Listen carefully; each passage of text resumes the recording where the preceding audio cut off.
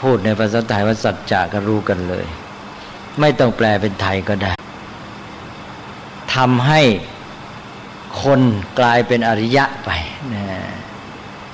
ทำให้คนกลายเป็นคนประเสริฐใครมารู้เข้าถึงสัจจะอันนี้แล้วก็กลายเป็นอริยชนนะกลายเป็นคนผู้ประเสริฐอย่างพระพุทธเจ้าก็ได้มาตรัสรู้อริยสัจแล้วก็กลายเป็นพระพุทธเจ้าเป็นอริยะไปนะแม้ท่านอื่นๆก็เหมือนกันใครมารู้เข้าถึงอริยสัจเข้าถึงสัจจะเหล่านี้ก็กลายเป็นอริยบุคคลเพราะนั้นก็เลยเรียกว่าอริยสัจเพราะเป็นสัจจะที่ทำให้ผู้ที่รู้เนี่ยเป็นอริยะในแปลอีกอย่างหนึ่งก็แปลว่าเป็นสัจจะที่อริยะหรืออริยชนได้ตรัสรู้และได้แสดงไว้อริยะหรืออริยชนในที่นี้มุ่งเป็นพิเศษก็พระพุทธเจ้าพระพุทธเจ้าทรงตรัสรู้แล้วมาทรงแสดงไว้ในเมื่อเป็นความจริงหรือสัจจะที่พระอริยะท่านแสดงไว้หรือตรัสรู้และแสดงไว้ก็เลยแปลง่ายๆว่าเป็นความจริงของพระอริยะนะเป็นความจริงของอริยชนนะความจริงอย่างอื่นก็มีมากมายแต่ไม่เป็นความจริงของอริยชนเช่นการรู้ข้อมูลอะไรต่างๆมากมายซึ่งอาจจะไม่ไร้สาระไม่เป็นประโยชน์นะอันนี้ก็เป็นความหมายต่างๆของคำว่าอริยสัจนะก็เป็นเพียงเกร็ดความรู้ไว้นะถ้าแปลง่ายๆก็ความจริงอันประเสริฐแต่ว่าที่แปลความจริงที่ทำให้เป็นอริยะเนี่ยก็ดีคือให้ความหมายที่โยงไปหาการอธิบายต่างๆให้ได้สาระมากขึ้นทีนี้มาดูถึงเนื้อหาของอริยสัจสี่ในอริยสัจข้อหนึ่งนี้บอกว่าโดยย่อหรือโดยสังเขปอุปาทานขันธ์ห้าเป็นทุกข์หรือว่าทุกข์ก็คืออุปาทานขันธ์ห้านั่นเองก็ได้บอกไปแล้วว่าถ้าพูดภาษาไทยก็ทุกข์ก็คือสภาพของสิ่งทั้งหลายทุกอย่างที่เราเกี่ยวข้องซึ่งมันไม่อยู่ในภาวะที่เราจะให้เป็นไปตามต้องการนะมันไม่สามารถให้ความพึงพอใจแก่เราได้โดยสมบูรณ์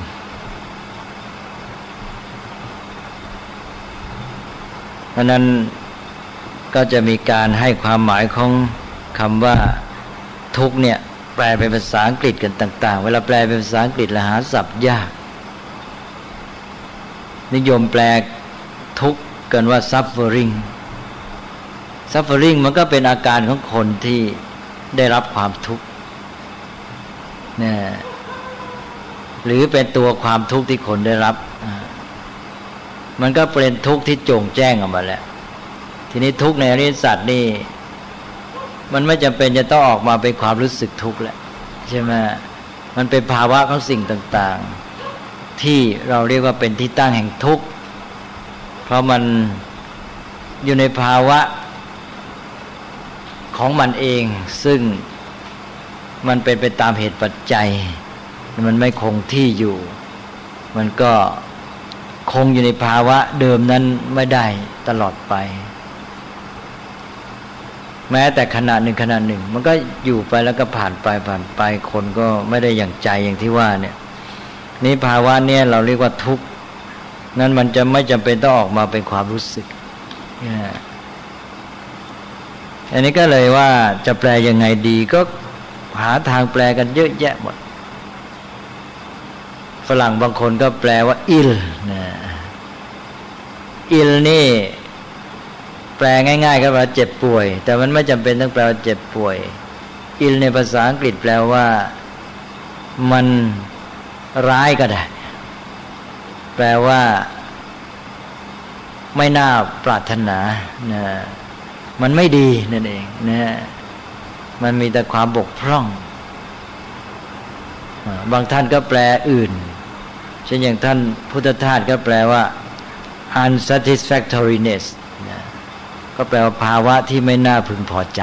นะก็คล้ายๆที่เราพูดเมื่อกี้เหมือนกันว่า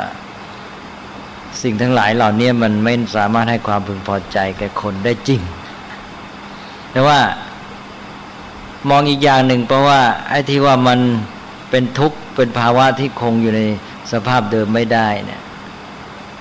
เพราะว่ามันถูกความเกิดดับเหมือนกับมาบีบคั้นนะให้ต้องพ้นต้องออกไปจากภาวะนั้นมีความ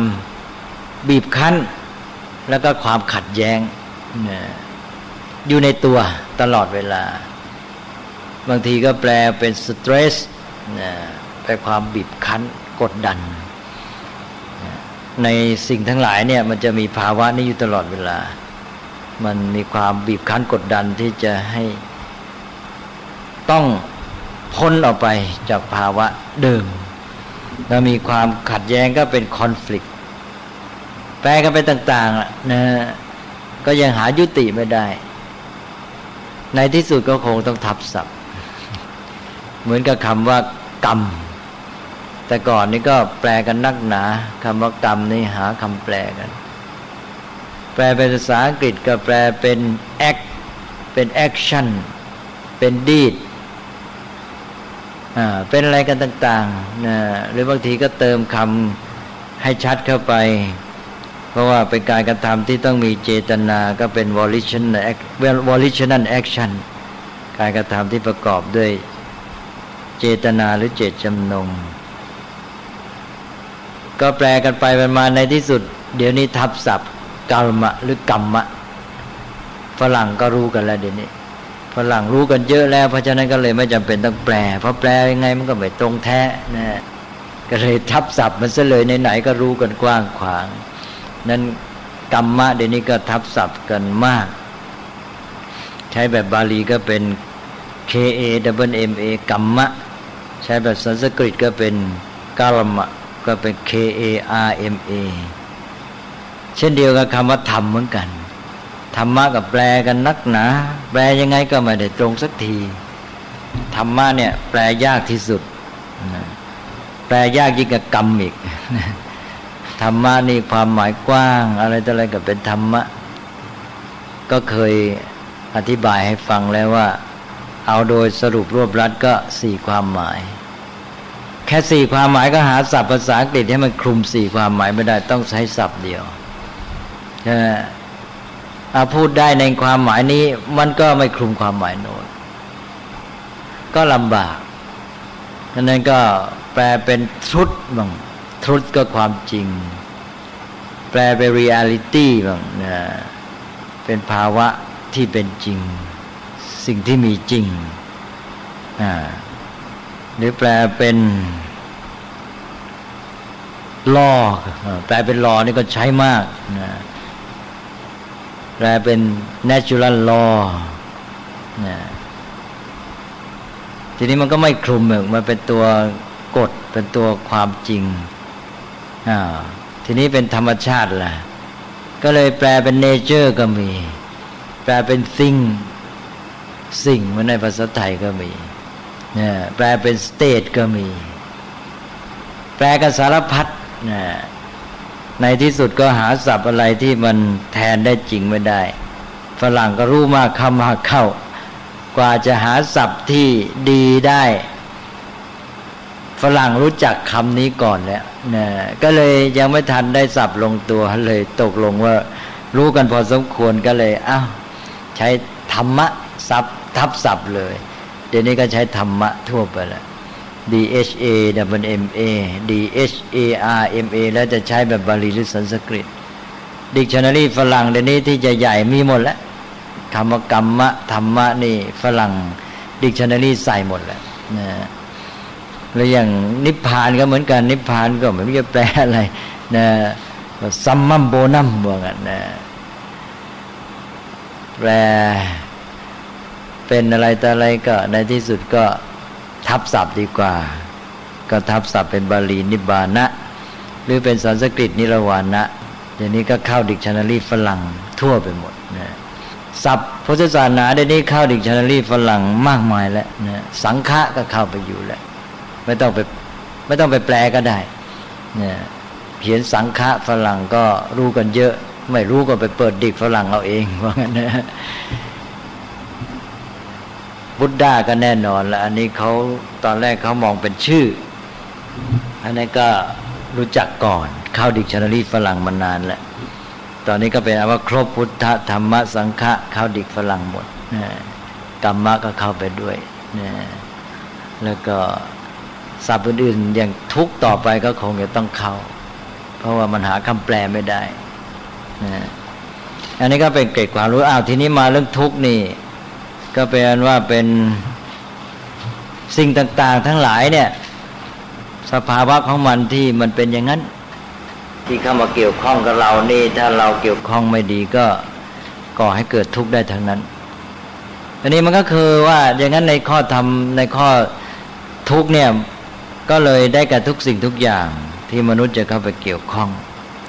นี้สิ่งที่มนุษย์เข้าไปเกี่ยวข้องนี่มีอะไรบ้างล่ะก็ข้างนอกมันก็เป็นพวกวัตถุรูปธรรมทั้งหลายใช่ไหมมากมายเรียกแบบสมัยใหม่ก็อาจจะแยกเป็นธาตุต่างๆเยอะแยะเดี๋ยวนี้ก็มี100 กว่าธาตุแล้วที่คนพบ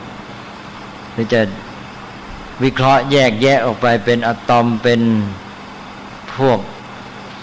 อนุภาคต่างๆนะต่อเป็นกระทั่งเป็นคลื่นเป็นอะไรก็แล้วแต่อันนั้นก็เป็นโลกแห่งวัตถุแต่นี้ว่า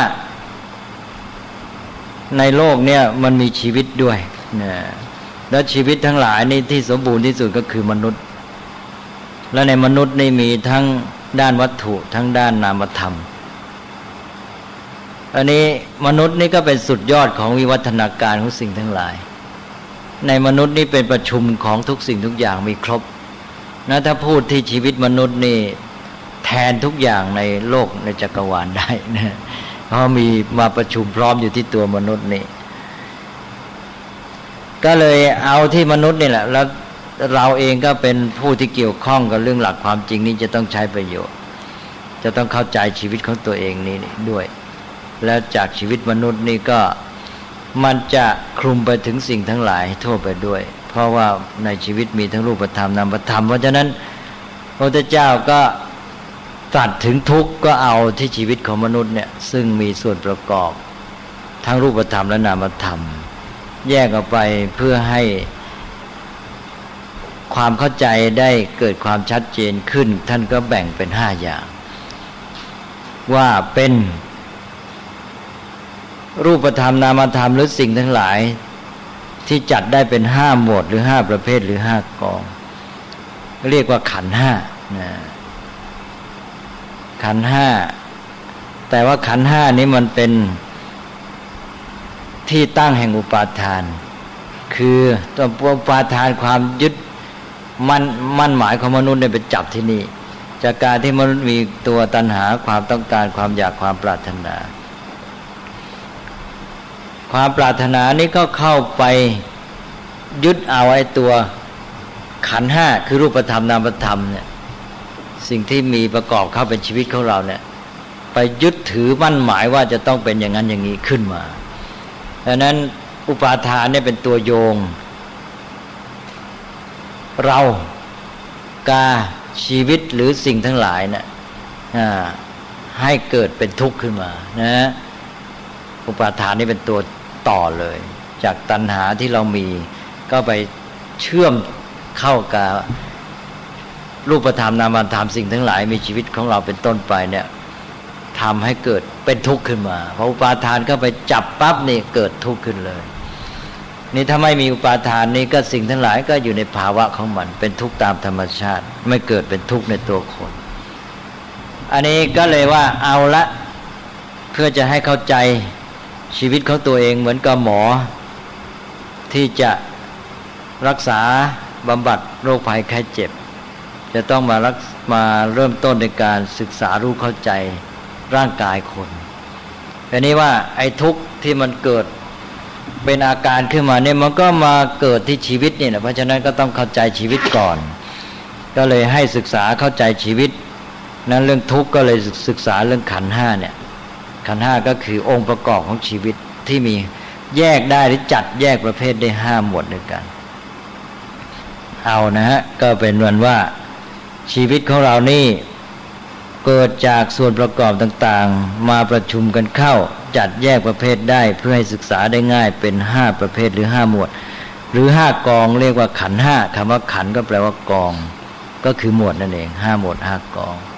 ซึ่งมันจะเป็นตัวที่ตั้งแห่งอุปาทานของเราอันนี้ขันธ์ห้าที่มาประกอบเขาเป็นชีวิตนี่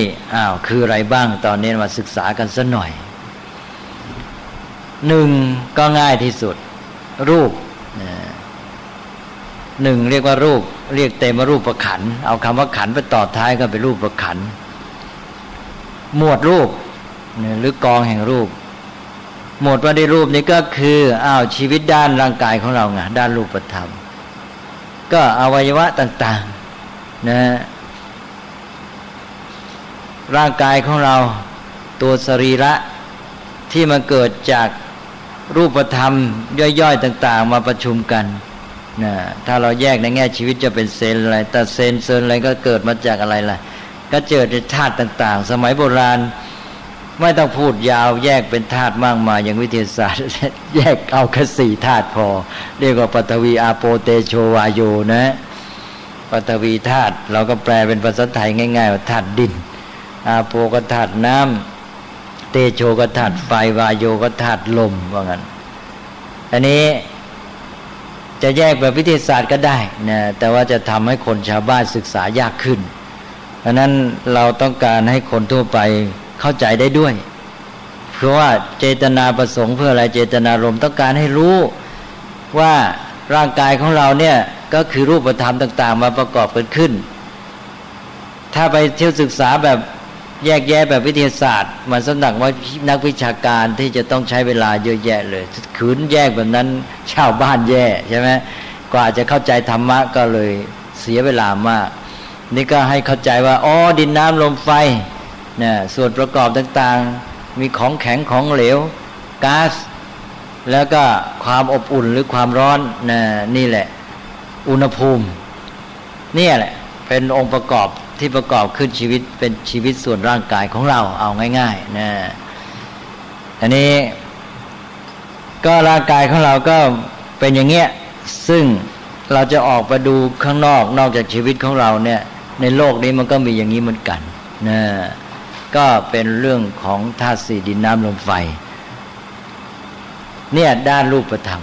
ที่เรียกว่ารูปขันธ์ทีนี้ก็ขอแทรกนิดหนึ่งว่าธาตุสี่นี่แหละมาวิเคราะห์ไปนะธาตุสี่นี้ไม่ใช่ง่ายเหมือนกันนะถ้าจะเอาลึกซึ้งมันมีธาตุหลายระดับธาตุสี่นี้มีความหมายในชั้นหยาบตามภาษาชาวบ้านเพื่อให้ชาวบ้านพูดกันรู้เรื่องดินน้ำลมไฟแต่ถ้าพูดไปอีกระดับหนึ่งก็ของแข็งของเหลวแก๊สแล้วก็อุณหภูมิถ้าพูดไปอีกอย่างหนึ่งนี่เข้าไปถึงอะตอมเลยเคยมีฝรั่งก็มาศึกษาเพราะว่าเวลาท่านวิเคราะห์ในเชิงวิชาการในคัมภีร์อย่างอภิธรรมเนี่ยนะท่านไม่ได้หมายถึงดินน้ำลมไฟอย่างที่ชาวบ้านเข้าใจนะปฐวีธาตุอาโปธาตุเตโชวาโยธาตุเนี่ยเพราะว่าอย่างในน้ำนี่เราหยิบน้ำขึ้นมาเนี่ยเอาขึ้นมาสักหยดหนึ่งเนี่ยน้ำหยดเนี่ยถ้าภาษาชาวบ้านเรียกว่าเป็นอาโปธาตุใช่ไหมธาตุน้ำแต่ภาษาอภิธรรมนี่ไม่ได้ใช้อย่างนั้นในน้ำเนี่ยมีธาตุสี่ครบเลยน้ำอาโปธาตุแท้ๆนั้นเราไม่มีสิทธิ์ไม่มีทางไปสัมผัสมันหรอก ที่เราสัมผัสนั้นธาตุดินน้ำหยดหนึ่งที่เอาขึ้นมานั่นนะถ้ามือเราไปแตะปั๊บที่เราแตะสัมผัสนี่เราสัมผัสธาตุดินนะเอาละสิชักยุ่งแล้วชาวบ้านงงหมดใช่ไหมเพราะว่าหยดน้ำที่ใสบริสุทธิ์เนี่ยแจ๋วแหววเนี่ยมือเราไปแตะเนี่ยเราแตะธาตุดินนะ ตัวอาโปธาตุที่เราแปลธาตุน้ำนั้นเราสัมผัสไปได้นะในหยดน้ำนั้นมีทั้งธาตุดินธาตุน้ำธาตุลมธาตุไฟครบทำไมว่าอย่างนั้นธาตุดินก็คือไอ้ตัวสภาพที่แผ่ขยายกินเนื้อที่นะเราอาจจะพูดง่ายๆคือเนื้อสารใช่ไหมดังนั้นน้ำก็มีเนื้อสารนะแล้วก็อาโปคือความดูดซึมเนี่ยภาวะที่ดึงดูดฝรั่งเคยพยายามแปลว่า cohesion นะไอตัวปฐวีชาติแปลว่ากินเนื้อที่หรือแผ่ไปฝรั่งก็แปลว่า extension ตอนนี้ไม่แปลเป็นเอิร์ธแล้วนะปฐวีธาตุมันต้องแปลว่าเอิร์ธใช่ไหมธาตุดินในทีนี้ในกรณีนี้เป็นธาตุในความหมายลึกซึ้งทางธรรมะนี่มันหมายถึงภาวะที่กินเนื้อที่แปลว่า extension ทีนี้อาโปธาตุก็คือภาวะที่ดึงดูดเรียกว่า cohesion นะอันนี้ก็ต่อไปก็วายโยธาตุคืออะไรคือความเคลื่อนไหวนะความสั่นไหวฝรั่งก็แปลว่า vibration นะและก็สุดท้ายก็คือเตโชธาตุความร้อนความร้อนมีอยู่จริงความเย็นไม่มีแต่ความร้อนน้อยมากใช่ไหมฮะทีนี้น้ำที่ว่าเย็นแตะเนี่ยที่จริงมันคือร้อนน้อยถูกไหม บางทีน้ำที่ร้อนเย็นเนี่ยเราไปโดนเย็นมาก่อนมาสัมผัสมันกลายเป็นอุ่นเลยถูกไหมดังนั้นไอ้ตัวนี้มันไม่ใช่ความจริงมันเป็นความรู้สึกเท่านั้นความจริงก็คืออุณหภูมิอันนี้ก็ฝรั่งก็แปลง่ายๆว่า heat ถ้าเราวัดก็เป็น temperature เพราะนั้นตกลงว่าในน้ำหยดเดียวเนี่ยมีธาตุสี่ดังนั้นธาตุสี่ในความหมายแท้จริงทางธรรมะไม่ได้หมายถึงธาตุที่ชาวบ้านเขาเข้าใจทีนี้ฝรั่งก็ไปดูในอะตอมนี่มีอะไรมีอิเล็กตรอนโปรตอนนิวตรอนนะเป็นนิวเคลียสไอในนี้ทั้งหมดเนี่ยเป็นอนุภาคเป็นปาร์ติเคิล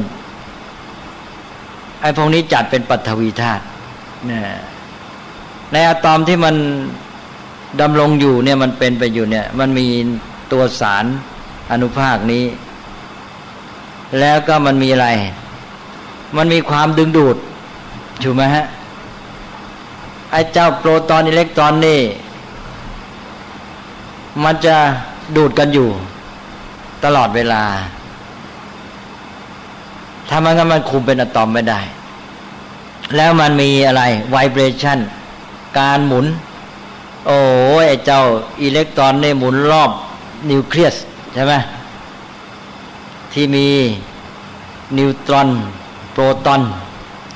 นะไอ้เจ้าอิเล็กตรอนนี่หมุนตลอดเวลาเลยนี่คือไวเบรชั่นนะ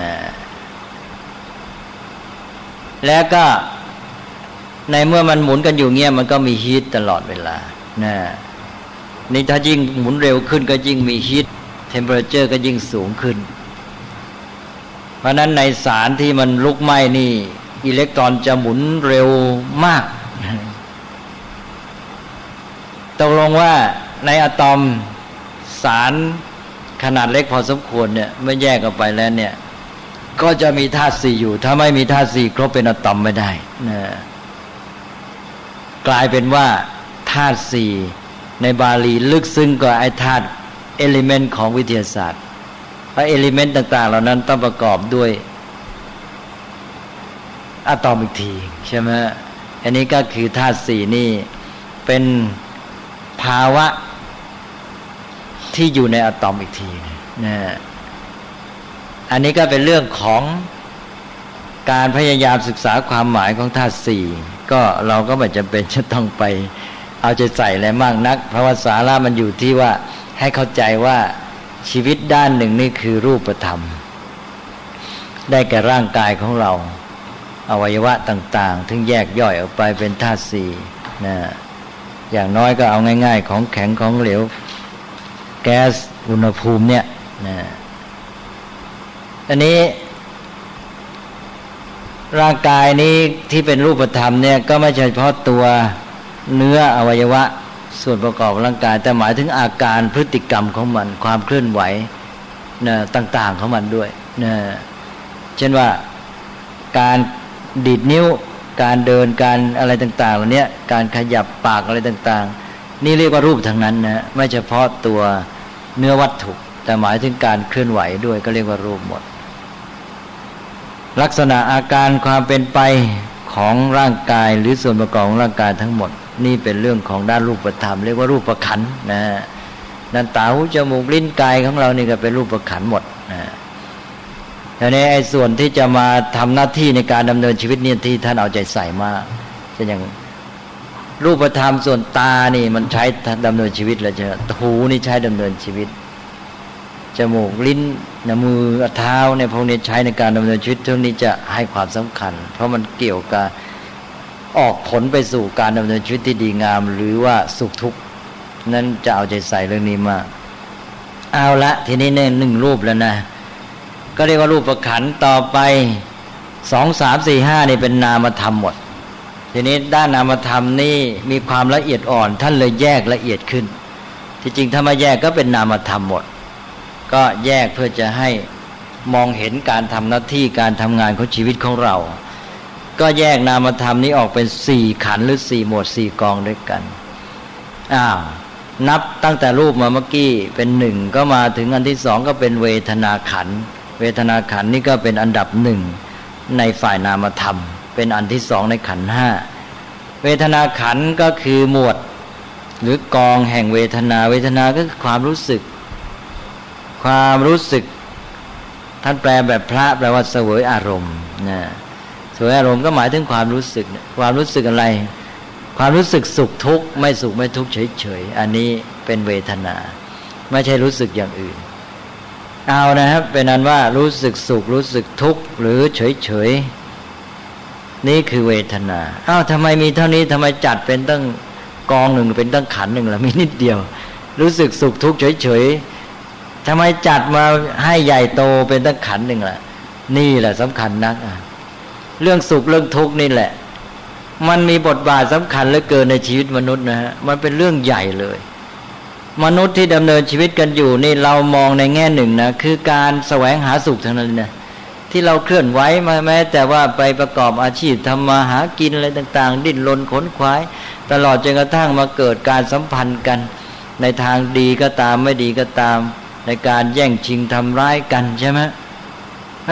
ทั้งหมดเนี่ยมันเป็นเรื่องของการหาสุขและหนีทุกข์นั้นเรื่องสุขเรื่องทุกข์เป็นเรื่องใหญ่ของมนุษย์เลยนะต้องจัดให้ความสำคัญเป็นพิเศษมันมีบทบาทอย่างยิ่งเลยในการกำหนดวิถีชีวิตพฤติกรรมความเป็นไปในทั้งในชีวิตบุคคลและในสังคมทั้งหมดเลยนะอย่างแค่ฝรั่งหรืออารยธรรมปัจจุบันมีความเชื่อว่าสุขก็คือการได้มีวัตถุเสพบริโภคพรั่งพร้อมนี่ใช่ไหมแค่นี้ก็พัฒนาอุตสาหกรรมซะเต็มโลกใช่ไหมทำให้มีการทำลายธรรมชาติกันขนาดใหญ่มีการบริโภคนิยมสังคมมีเป็นสภาพที่ครอบงำสังคมไปเลยเพราะนั้นเป็นเรื่องใหญ่มากเอาละก็เป็นอันว่านี่เรื่องสุขเรื่องทุกข์เนี่ยเป็นเรื่องใหญ่สำหรับชีวิตและสังคมมนุษย์นี่ทำอะไรทุกอย่างดำเนินชีวิตหรือแม้ประกอบกิจกรรมในสังคมหรือแม้แต่ว่าวิถีของสังคมค่านิยมอะไรต่างๆเนี่ยมีเรื่องทุกข์เรื่องสุขนี่เป็นเป้าหมายสำคัญเป็นตัวอิทธิพลอยู่เบื้องหลังนะดังนั้นก็มนุษย์ก็มุ่งหาความสุขและหนีความทุกข์ก็ทำให้ชีวิตและโลกเป็นไปต่างๆแล้วก็มันก็เป็นตัวอิทธิพลต่อขันธ์อื่นที่จะพูดต่อไปด้วยนะถ้าเรื่องใดทำให้เกิดสุขเราก็เอาใจใส่มากไอ้ตัวขันธ์อื่นๆมันก็จะมาทำงานหนักเพื่อจะมาสนองตามอิทธิพลของความรู้สึกคือเวทนานี่ใช่ไหม ดังนั้นก็ให้มองเห็นความสำคัญของเวทนา หมวดนี้ก็แค่รู้สึกสุขทุกข์เฉยๆเท่านั้นแต่เป็นหมวดใหญ่เป็นประเภทหนึ่งของด้านหนึ่งของชีวิตของเราที่เราจะต้องให้ความสำคัญและปฏิบัติต่อมันให้ถูกต้องเอาละครับวันนี้ก็เรื่องเวทนาอยู่ในขันธ์ห้าเป็นขันธ์ที่สองก็ขอยุติเพียงเท่านี้ก่อน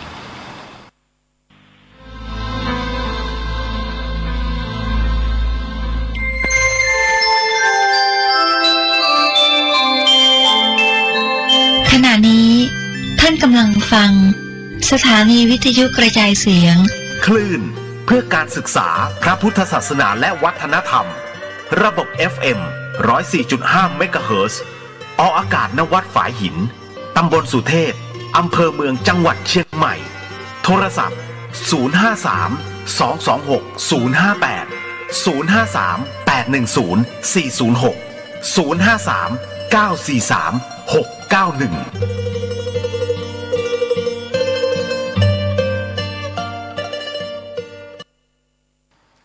ีดีธรรมบรรยายชุด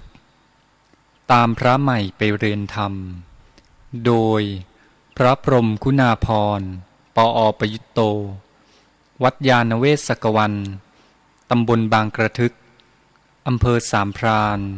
จังหวัดนครปฐมบรรยายแก่พระนวกะรุ่นพรรษา 2539 ตอนที่ 48 เรื่องแสงอรุณยืนยันการขึ้นมาของดวงอาทิตย์แล้วอะไรเป็นบุพนิมิตของการเข้าสู่วิถีชีวิตที่ดีงามตอนที่หนึ่งที่พูดไปแล้วนี่เรื่องปัจจัยแห่งสมาธิสองประการคือปรโตโคสะโดยเฉพาะปรโตโคสะที่มาช่วยโดยตรงเลยตั้งใจมาช่วยมาให้ปรโตโคสะที่ดีก็คือกัลยาณมิตรนี่เป็นปัจจัยภายนอกและอีกด้านหนึ่งก็คือปัจจัยภายในในตัวเองก็ความรู้จักคิดรู้จักพิจารณาเรียกว่าโยนิโสมนสิการอันนี้ได้พูดไปพอสมควรแล้วนี่ปรโตโคสะและโยนิโสมนสิการนี่เป็นปัจจัยแห่งสมาธิฏฐิซึ่งเป็นองค์มรรคข้อที่หนึ่งเพราะฉะนั้นก็เป็นตัวนำเข้าสู่มรรคทีนี้ตัวนำเข้าสู่มรรคนี่ไม่ได้มีเฉพาะสองตัวนี้ยังมีอีก5ตัวนะก็เลยเอามาพูดซะให้ครบสำหรับ2ตัวนี้เป็นพิเศษที่ว่าทั้งเป็นปัจจัยแห่งสมาธิฏฐิด้วยแล้วก็เป็นตัวนำเข้าสู่มรรคด้วยนะทีนี้ส่วนอีก5ตัวนั้นไม่ได้เป็นปัจจัยแห่งสมาธิฏฐิแต่ว่าเป็นตัวนำเข้าสู่มรรคได้ในแง่ที่อาจจะเป็นตัวกระตุ้นเป็นตัวช่วยให้เกิดความเอาจริงเอาจังหรือทำให้คิดก้าวหน้ามันก็เลยทำให้เดินทางเข้ามาสู่มรรคได้นี่5ตัวนี้คืออะไรเพิ่มเข้ามานะก็แสดงที่จริงนะมี7ตัวนะ7ตัวก็คือรวมปัจจัยสมาธิฏฐิ2ตัวนี้ด้วยสำหรับ2ตัวนี้ได้บอกแล้วว่าปรโตโคสะกับโยนิโสมนสิการนี่ปรโตโคสะเนี่ยมันเป็นพวกพูดเป็นกลางๆว่าปรโตโคสะหมายถึงที่ดีที่ถูกต้องนะเป็นปัจจัยสมาธิฏฐิพูดเป็นหลักการทีนี้ในแง่ที่ว่าจะมาเป็นตัวนำเข้ามรรคนี่ต้องตั้งใจเลยนั้นปรโตโคสะในแง่ที่ว่าเป็นตัวนำเข้าสู่มรรคเนี่ยต้องออกมาในรูปที่เป็นกัลยาณมิตรที่พูดไปแล้วนะตอนที่แล้วมาก็พูดปรโตโคสะเนี่ยพันไปกับกัลยาณมิตรก็คิดว่าแยกได้นะปรโตโคสะนี่เป็นตัวเสียงบอกจากผู้อื่นนะทีนี้เสียงบอกนี้จะมายังไงก็ต้องมีตัวผู้บอกตัวผู้บอกที่ตั้งใจบอกก็มาทำหน้าที่ด้วยเมตตาด้วยความปรารถนาดีนั่นแหละผู้ที่ทำหน้าที่อย่างนั้นเรียกว่ากัลยาณมิตรนี่ถ้าเราพูดถึงปัจจัยสมาธิฏฐิเราก็พูดแค่หลักการว่าปรโตโคสะที่ดีที่ถูกต้องแต่นี้ถ้ามานำเข้ามรรคนี่ต้องตั้งใจทำหน้าที่เลยใช่ไหมเพราะฉะนั้นเราก็เลยใช้คำว่ากัลยาณมิตรตกลงว่าในตัวนำเข้าสู่มรรคนี่ นะก็ปรโตโคสะที่เป็นปัจจัยสัมมาทิฏฐิก็ไปชื่อใหม่ว่าเป็นกัลยาณมิตรตาความมีกัลยาณมิตรนะแต่ส่วนโยนิโสมนสิการก็คงเดิมเป็นปัจจัยภายในไปเป็นนี้สองตัวนี้ไปเป็นตัวหัวกับตัวท้ายในชุดนำเข้าสู่มรรคที่ว่ามี7ตัวเพิ่มอีก5ตัวก็เอาปรโตโคสะที่ว่าเป็นกัลยาณมิตรเนี่ยไปเป็นข้อที่1ใน7ข้อนั้นแล้วก็เอาโยนิโสมนสิการไปเป็นข้อสุดท้ายเป็นที่7แล้วก็เติมเข้ามาข้างใน5ข้อนะพอเติมเข้ามาครบ5ข้อเป็นชุด7เนี่ยเราก็เรียกซะว่าเป็นตัวนำเข้าสู่มรรคตัวนำเข้าสู่มรรคในภาษาพระท่านเรียกว่าเป็นบุพนิมิตแห่งการเกิดขึ้นของมรรค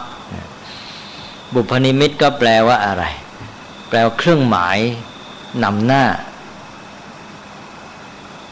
สิ่งที่บอกให้รู้ว่าจะมีอะไรเกิดขึ้นนี่เขาเรียกว่าบุพนิมิตบุพพาแปลว่าก่อนนิมิตแปลว่าเครื่องหมายถ้าเป็นทางไม่ดีเราเรียกว่าลางใช่ไหมลางร้ายอันนี้แต่อันนี้เป็นลางดีลางดีเขาไม่ใช้ก็ต้องเรียกว่าเป็นเครื่องหมายบอกถึงการที่จะเกิดมีขึ้นของสิ่งที่จะตามมาบุพนิมิตบุพนิมิตแห่งการเกิดขึ้นของมรรคเนี่ยก็หมายความว่าก่อนมรรคจะเกิดขึ้นก็จะมีเจ้า7ตัวเนี่ยอย่างใดอย่างหนึ่งเกิดขึ้นพอเกิดขึ้นก็บอกให้รู้ว่าอ้อต่อไปมรรคจะมีแล้วนะทีนี้ถ้าเรียกอีกอย่างหนึ่งเราเรียกว่ามรรคนี่ก็คือศีลสมาธิปัญญาซึ่งเป็นระบบไตรสิกขาถ้าเรามองในแง่ไตรสิกขาเจ้า7ตัวนี้เราก็เรียกชื่อว่ารุ่งอรุณของการศึกษานะรุ่งอรุณก็บุพนิมิตนะมันก็เป็นความหมายคล้ายๆกันทีนี้เราไปดูหลักในพระพุทธพจน์เลยที่พระพุทธเจ้าตรัสไว้นะพระพุทธเจ้าตรัสไว้ในพระไตรปิฎกเล่ม19นะตอนต้นๆพอเริ่มก็มาด้วยเรื่องนี้เลยซึ่งหลักธรรม7ข้อเนี่ยแปลกที่ถูกมองข้ามไปหมดนะซึ่งสำคัญมากเรารู้ความสำคัญของมรรคแต่เราไม่ค่อยพูดถึงตัวนำเข้าสู่มรรคนะนี่เจ้า7ตัวนี้อย่างใดอย่างหนึ่งได้ทั้งนั้นเป็นตัวที่เกิดมีขึ้นก็เป็นเครื่องหมายบ่งบอกว่ามรรคจะตามมานี่พระพุทธเจ้าก็ตรัสไว้บอกว่าภิกษุทั้งหลายเหมือนอย่างว่าเมื่อพระอาทิตย์จะอุทัยก็มีแสงเงินแสงทองหรือจะเรียกว่าแสงอรุณก็ได้ปรากฏขึ้นก่อนฉันใดธรรมที่ว่า7ข้อเนี่ยก็เป็นบุพนิมิตแห่งการเกิดขึ้นของมรรคฉันนั้นว่างั้นนะนี่ก็แสดงว่าธรรมะ7ข้อนี้เป็นเครื่องบ่งบอกการเกิดขึ้นของมรรคเป็นตัวนำเข้าสู่มรรคนะเหมือนอย่างกับเป็นแสงเงินแสงทองที่มีมาก่อนที่พระอาทิตย์จะอุทัยแสงเงินแสงทองนี้เราก็เรียกอีกอย่างหนึ่งว่าแสงอรุณใช่ไหมนี่7อย่างก็1ก็กัลยาณมิตรตาความเป็นผู้มีกัลยาณมิตรแล้วก็2ทีนี้ข้อ2นี่เติมเข้ามาแล้วนะที่ว่าอีก5ข้อ2นี้ก็เรียกเป็นภาษาบาลีว่าศีลสัมปทาอาจจะยากสักหน่อยชื่อบาลีไม่ต้องจำก็ได้เอาเป็นว่าความถึงพร้อมด้วยศีลนะถึงพร้อมด้วยศีลก็เคยพูดแล้วเนี่ยศีลก็คือการที่เป็นผู้มีวินัยนั่นเองพูดภาษาปัจจุบันศีลก็คือความมีวินัยหรือการตั้งอยู่ในวินัยแล้วก็3ก็ฉันทะสัมปทาความถึงพร้อมด้วยฉันทะฉันทะก็พูดไปแล้วนะฉันทะนี่อธิบายมาเยอะเลยเป็นตัวตรงข้ามกับตัณหาฉันทะก็ความใฝ่ดีใฝ่รู้และใฝ่ดีหรือใฝ่ศึกษาและใฝ่สร้างสรรค์ใฝ่รู้ใฝ่ดีใฝ่ศึกษาใฝ่สร้างสรรค์นะนี่ฉันทะแล้วต่อไปก็อัตตสัมปทาศัพท์นี้แปลกนะที่อื่นนี่แทบไม่มีเลยเพราะนั้นโดยทั่วไปจะไม่รู้จักธรรมะข้อนี้อัตตสัมปทาแปลว่าการทำตนให้ถึงพร้อม การทำตนให้ถึงพร้อมในอัตถกถาท่านอธิบายว่าได้แก่การทำจิตให้ถึงพร้อมแล้วเดี๋ยวจะอธิบายต่อไปทำตนให้ถึงพร้อมนี่จะพูดง่ายๆว่าจิตสำนึกในการฝึกตนแล้วต่อไปก็ทิฏฐิสัมปทาความถึงพร้อมในทิฏฐิหมายความว่ามีความเชื่อแนวความคิดการยึดถือหลักการที่ถูกต้องที่เอื้อต่อการเจริญปัญญาต่อไปหรือที่เอื้อต่อการพัฒนาชีวิตของตนแล้วต่อไปก็อัปปมาทสัมปทาแปลว่าความถึงพร้อมในความไม่ประมาทก็คือการที่ดำเนินชีวิตโดยมีสติเป็นผู้ตื่นตัวทันต่อเหตุการณ์ไม่ปล่อยปละละเลยไม่เฉื่อยชา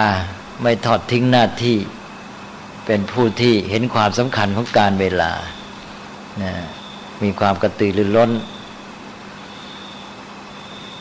เร่งรัดเอาใจใส่ในการที่จะพัฒนาชีวิตของตนเองแล้วก็ไปข้อสุดท้ายข้อ7ก็คือโยนิโสมนสิการสัมปทาความถึงพร้อมในโยนิโสมนสิการซึ่งอยู่ในปัจจัยสัมมาทิฏฐิที่บอกเมื่อกี้ว่าปัจจัยสัมมาทิฏฐิมาเป็นข้อ1กับข้อ7หัวกับท้ายขบวนตรงกลางก็เติมก็มา5ข้อพระพุทธเจ้าตรัสให้ความสำคัญทั้ง7ข้อเนี่ยเป็นทำนองว่าตัวใดก็ได้ให้มันมีสักตัวแหละจะเป็นบุพนิมิตแห่งการเกิดขึ้นของมรรคได้เลยนี่ธรรมะ7ข้อทุกข้อนี่สำคัญอย่างยิ่งเพราะฉะนั้นเราควรจะมาช่วยกันเน้นให้คนเห็นความสำคัญมากขึ้นเพราะว่าคนอยู่ๆไปเข้ามรรคทันทีเนี่ยมันไปไม่ได้นะมันต้องมีคนที่มันนำหรือว่ามีคุณสมบัติอะไรในตัวเนี่ยมาช่วยก็หมายความว่าปัจจัยภายนอกอย่างหนึ่งปัจจัยภายในอย่างหนึ่งมาช่วยเนี่ย7ตัวนี่แหละจะเป็นตัวนำเข้าสู่มรรคเราไปพูดถึงความสำคัญของมรรคกันก็ยอมรับว่ามรรคสำคัญแต่ทำไงจะเข้ามรรคได้นะเพราะฉะนั้นก็ต้องอาศัย7ตัวนี้ทีนี้ก็มาอธิบายโดยย่อใน7ข้อนี้อีกครั้งหนึ่งสำหรับข้อ1กัลยาณมิตรตาก็เรียกง่ายๆก็เอาภาษาไทยก็ความมีกัลยาณมิตรนี่เรื่องของกัลยาณมิตรนี่เคยพูดไปแล้วว่าใครก็ตามที่จะมาช่วยแนะนำบอกกล่าวให้ความรู้ความเข้าใจให้ข่าวสารข้อมูลหรือเป็นเสียงบอกที่ดีงามให้ความรู้ที่ถูกต้องเราก็เรียกว่าเป็นกัลยาณมิตรกัลยาณมิตรตัวอย่างก็พระพุทธเจ้าที่พระองค์ตรัสไว้ว่าเราเป็นกัลยาณมิตรของสัตว์ทั้งหลายอาศัยเราผู้เป็นกัลยาณมิตรสัตว์ทั้งหลายผู้มีความเกิดแก่เจ็บตายตกอยู่ใต้อำนาจของโศกะปริเทวะทุกขโทมนัสอุปาญาตก็พ้นจากทุกข์เหล่านั้นได้นี่นะนี่ก็ต่อจากนั้นก็มีพระภิกษุทั้งหลายพระสงฆ์เนี่ยมาทำหน้าที่อนุวัตตามพระพุทธเจ้าก็เท่ากับเป็นกัลยาณมิตรของประชาชนแล้วก็พ่อแม่ในครอบครัวแล้วก็ครูอาจารย์แล้วก็สื่อมวลชนแล้วก็ผู้บริหารสังคมประเทศชาติแล้วก็ทุกคนที่เป็นกัลยาณมิตรต่อกันนะอันนี้แม้แต่เรื่องของวัฒนธรรมต่างๆนี่ก็เป็นปรโตโคสะที่กัลยาณมิตรจะเอามาให้แก่กันซึ่งเราจะถ่ายทอดให้แก่กันโดยไม่รู้ตัวเช่นพ่อแม่ครูอาจารย์เนี่ยจะถ่ายทอดวัฒนธรรมนั้นโดยมากไม่ใช่ทั้งหมดนะโดยมากจะเป็นสิ่งที่สังคมได้ยอมรับแล้วก็เป็นประโยชน์ดีงามแต่บางครั้งวัฒนธรรมนั้นก็อาจจะมีข้อบกพร่องแล้วก็เมื่อยุคสมัยเปลี่ยนแปลงไปวัฒนธรรมนั้นก็อาจจะเกิดโทษได้เหมือนกันดังนั้นวัฒนธรรมนั้นก็พูดได้ทั่วๆไปว่า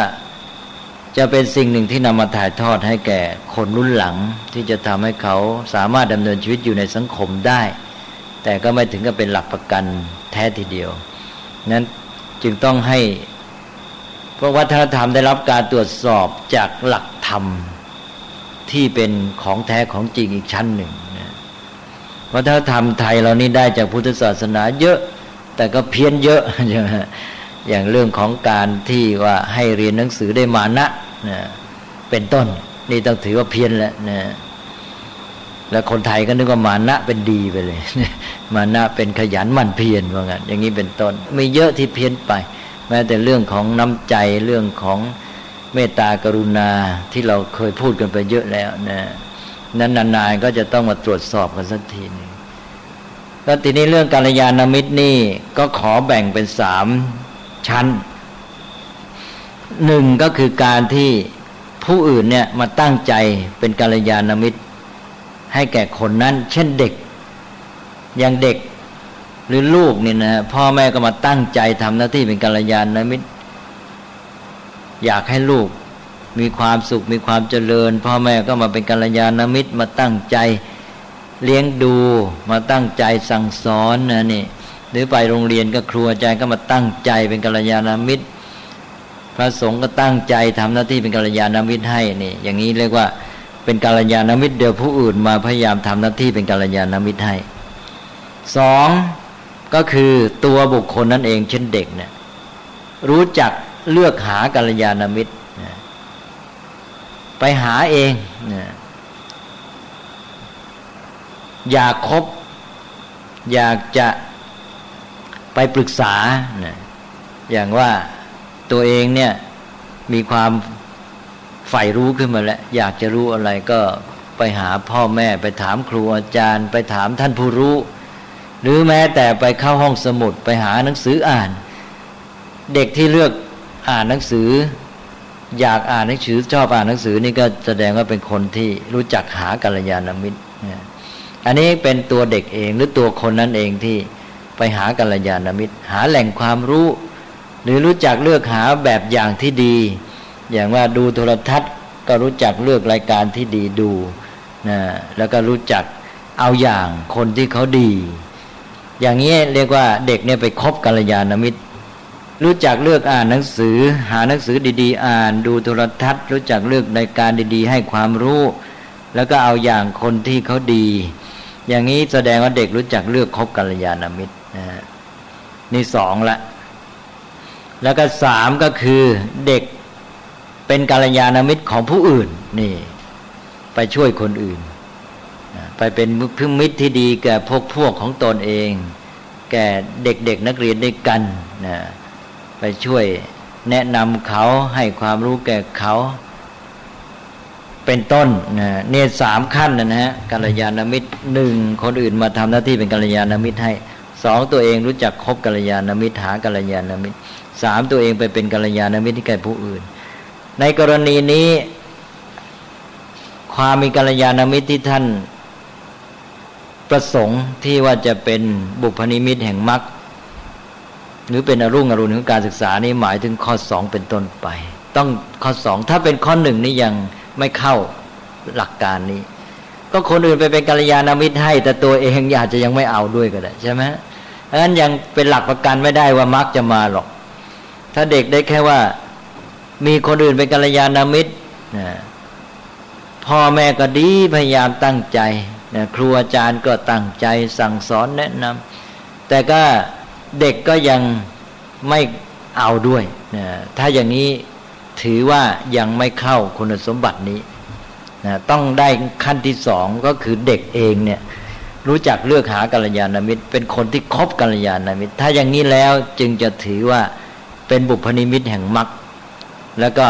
มรรคจะเกิดแน่นอนเพราะเด็กเอาแล้วนี่อันนี้ต่อจากนั้นก็คือเด็กเมื่อเป็นผู้ที่รู้จักเลือกหากัลยาณมิตรตัวเองมีคุณสมบัติดีก็จะไปเป็นกัลยาณมิตรให้แก่ผู้อื่นต่อไปเรื่องกัลยาณมิตรนี่ก็ได้พูดมาเยอะตอนว่าได้ปัจจัยแห่งสัมมาทิฏฐิเพราะฉะนั้นผมคิดว่าผ่านไปได้ อันนี้ก็ไปข้อที่สองก็คือศีลสัมปทาถึงพร้อมได้ศีลก็บอกแล้วว่าศีลนั้นในภาษาพระถ้าพูดกันอย่างเคร่งครัดเป็นคุณสมบัติที่ตัวคนนะแต่ภาษาไทยนี้เอามาใช้เป็นภาษาชาวบ้านหมายถึงข้อปฏิบัตินะหรือข้อบัญญัติให้ปฏิบัติเช่นอย่างศีล227ของพระเนี่ยที่จริงไม่ใช่ศีล227ชื่อจริงคือสิกขาบทใช่ไหมสิกขาบทก็คือข้อฝึกหรือข้อศึกษาอันนี้เมื่อเราไปปฏิบัติตามข้อฝึกข้อศึกษานั้นแล้วเราจึงจะเป็นผู้มีศีลถ้าหากว่าไม่ปฏิบัติตามสิกขาบทมันก็เป็นข้อฝึกอยู่อย่างนั้นอยู่ข้างนอกตัวเองเพราะฉะนั้นเมื่อใช้ให้ถูกต้องตามความหมายแท้จริงก็เป็นอันว่าศีลนี้ต้องมาเป็นคุณสมบัติที่ตัวคนซึ่งเป็นผู้ที่ปฏิบัติตามสิกขาบทตั้งอยู่ในวินัยสิกขาบททั้งหลายนี่ข้อฝึกทั้งหลายรวมกันก็เรียกว่าเป็นวินัยนะวินัยนั้นก็เป็นตัวประมวลสิกขาบท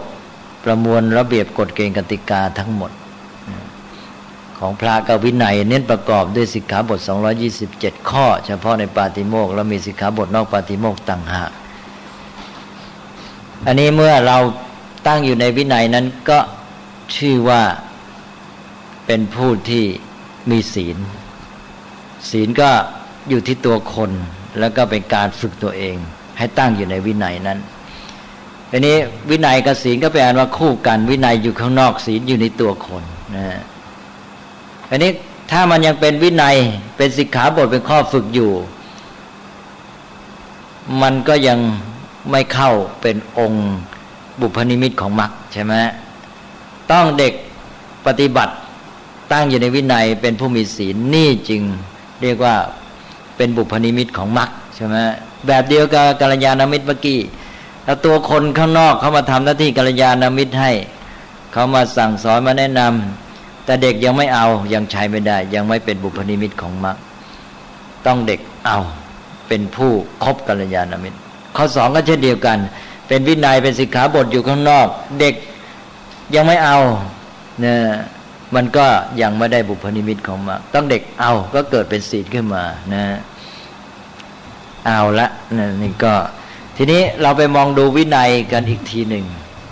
วินัยเนี่ยบอกแล้วว่าเป็นประมวลสิกขาบทนะก็เป็นพวกหนึ่งก็คือการจัดวางระบบนะการจัดระเบียบชีวิตว่าเราจะอยู่กันยังไงจะตื่นนอนเมื่อไรไปรับประทานข้าวเวลาไหนไปโรงเรียนเวลาไหนนะการจัดวางระบบทีนี้เพื่อจะให้มันจดจำได้ง่ายแล้วมีข้อมายืนยันเป็นหลักฐานอ้างอิงเป็นต้นจำได้ง่ายก็เลยมาเขียนขึ้นตกลงกันจัดวางยังไงก็มาเขียนขึ้นเป็นข้อกำหนดนะนี่ก็เป็นวินัยเหมือนกันตกลงว่าวินัยสองความหมายแล้วนะหนึ่งการจัดวางระเบียบระบบระเบียบความเป็นอยู่ระบบสังคมกิจการสังคมจะเอายังไงจะอยู่กันยังไงอย่างนี้นะการจัดวางนี้ก็เรียกว่าวินัยสองก็ตัวข้อกำหนดที่มาเขียนมาวางกันขึ้นสำหรับหมายรู้สำหรับเป็นหลักฐานอ้างอิงสำหรับจดจำได้ว่าให้เอาอย่างนี้นะจัดวางกันอย่างนี้นี่ก็เรียกว่าวินัยในความหมายที่สองสามการฝึกให้คนหรือควบคุมดูแลให้คนเนี่ยปฏิบัติไปตามนี้ไปตามข้อกำหนดกฎเกณฑ์ระเบียบที่วางไว้แล้วนี่ก็เรียกว่าวินัยตกลงได้สามความหมายแล้วนะวินัยความหมายที่หนึ่งก็ตัวการจัดวางระบบระเบียบสองก็คือข้อกำหนดมาเทียบได้คำว่ากฎหมายใช่ไหมอย่างกฎหมายนี่ก็เป็นวินัยในความหมายที่สองและสามการดูแลการฝึกคนให้ปฏิบัติได้ตามระเบียบข้อกำหนดนั้นอันนี้ได้แก่อะไรได้แก่การปกครองถูกไหมเพราะนั้นวินัยนี่ความหมายกว้างการปกครองกับกฎหมายนี่คู่กันนะคนจะปกครองได้ก็ต้องมีกฎเกณฑ์กติกากฎหมายเป็นเครื่องมือใช่ไหมกฎหมายมีไว้เรามาดูแลคนให้ปฏิบัติตามควบคุมจะให้เป็นไปตามนั้นฝึกคนให้ปฏิบัติตามนั้นก็เรียกว่า เป็นการปกครองก็เป็นวินัยเนี่ยต้องใช้กฎหมายใช่ไหมวินัยการปกครองก็อาศัยกฎหมายใช้กฎหมายเป็นเครื่องมือการปกครองที่พระพุทธเจ้าต้องการก็คือการปกครองโดยฝึกคนหรือช่วยคนให้ฝึกโดยใช้กฎหมายเป็นเครื่องมือฝึกทำให้คนได้ฝึกฝนพัฒนาตนมองกฎหมายนี่เป็นเครื่องมือฝึกตัวจะได้ไม่รู้สึกว่าบังคับบีบคั้นกันก็ต้องมีความรู้เข้าใจว่ากฎหมายนี่บัญญัติเพื่ออะไรเพื่อประโยชน์ร่วมกันเพื่อความอยู่ดีเพื่อชีวิตที่ดีงามสังคมดีงามนะแล้วก็เมื่อเห็นคุณค่าประโยชน์แล้วตั้งใจปฏิบัติตามเป็นการฝึกคนก็จะมีใจยินดีมีความสุขสุขภาพจิตดีแต่ถ้าการปกครองเป็นการบังคับคนให้ปฏิบัติตามกฎหมายนะถ้าอย่างนี้แล้วสุขภาพจิตเสียและจะเกิดความรู้สึกขัดแย้งในใจอาจจะเป็นปฏิปักษ์คิดจะละเมิดอยู่เรื่อยการปกครองแบบนี้จะใช้อำนาจต้องบังคับกันใช่ไหมก็ต้องเน้นการลงโทษนี่ในพุทธศาสนานี่ท่านให้มองวินัยนี่เป็นเครื่องฝึกนั้นก็การปกครองก็จะเป็นเครื่องมือของการศึกษาก็คือเป็นการที่ว่าดูแลให้เขาได้ฝึกตนนะพัฒนาตนเองขึ้นไปการปกครองที่ดีในความหมายพุทธศาสนาเป็นการที่ช่วยให้คนฝึกฝนพัฒนาตนถ้าการปกครองกลายเป็นการบังคับควบคุมใช้อำนาจก็แสดงว่าเป็นการปกครองที่ไม่ได้ผลดีไม่ตรงตามความหมายในพุทธศาสนานะฮะอันนี้ปัจจุบันนี้เราจะเห็นว่าการปกครองนั้นอาจจะมาเน้นในแง่ของการใช้อำนาจมากเอาแล้วครับแปลว่านี่คือวินัยนะฮะได้ความหมาย3อย่างทีนี้วินัยนี่เพื่อจะให้มองเห็นว่ามันเป็นเรื่องที่ดีงามมีปัญญาเข้าใจแล้วจะได้ฝึกตนเองต้องมองวินัยว่าไม่ใช่การบังคับนะวินัยก็เป็นเครื่องฝึกคนอย่างที่ว่าแล้วนอกจากเป็นเครื่องฝึกคนแล้วมันมีความหมายลึกลงไปอีกก็คือว่ามันเป็นเครื่องจัดสรรโอกาสวินัยนี่เป็นเครื่องจัดสรรโอกาสนะทำไมจึงว่าเป็นเครื่องจัดสรรโอกาสยกตัวอย่างบ่อยๆเอาง่ายๆในบ้านของเราหรือในที่อยู่ในศาลาเนี่ยลองไม่มีวินัยนะไม่มีการจัดวางระเบียบระบบไม่ว่าคนก็ตามสิ่งของวัตถุก็ตามยกตัวอย่างเก้าอี้โต๊ะเป็นต้นเราไม่จัดระเบียบระบบโดยมีความมุ่งหมายตั้งทิ้งเกะกะไปหมดนะสมมติว่ามีเก้าอี้สัก25ตัวนี่